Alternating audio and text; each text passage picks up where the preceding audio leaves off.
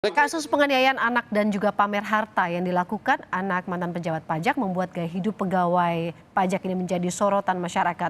Menteri Keuangan Sri Mulyani memerintahkan klub motor gede pegawai pajak dibubarkan.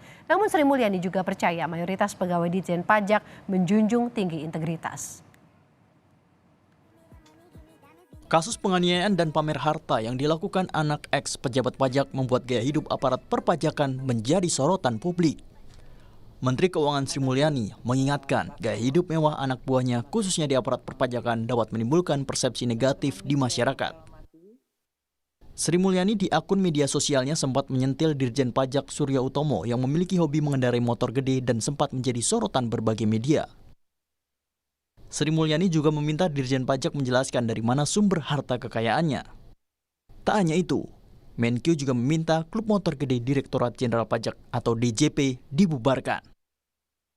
Sementara itu dalam program Sapa Malam, mantan Kepala PPATK Yunus Hussein menyatakan PPATK telah melaporkan indikasi penyimpangan transaksi terhadap mantan pejabat Ditjen Pajak Rafael Alun Trisambodo. Dari informasi yang kami terima dari berbagai sumber sudah dilaporkan dalam bentuk laporan hasil analisis namanya kepada penegak hukum, dalam hal ini kayaknya KPK ya. Yang menindaklanjuti itu ada KPK, kemudian belakangan ada kejaksaan karena menyangkut tipikor ya. Ya.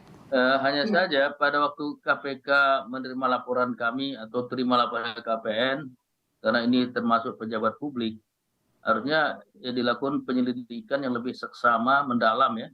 Dalam bahasa perbankan namanya enhanced due diligence atau extended due diligence ya. Biasanya kayak high risk customer, nasabah atau orang yang berisiko tinggi dilakukan pendalaman seperti itu.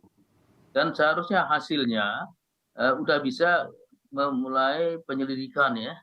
Tadi saya dengar disampaikan kepada Inspektorat Jenderal berapa kali, tapi follow up sampai di sana. Dan saya melihat ini bukan hanya masalah administratif atau disiplin pegawai saja.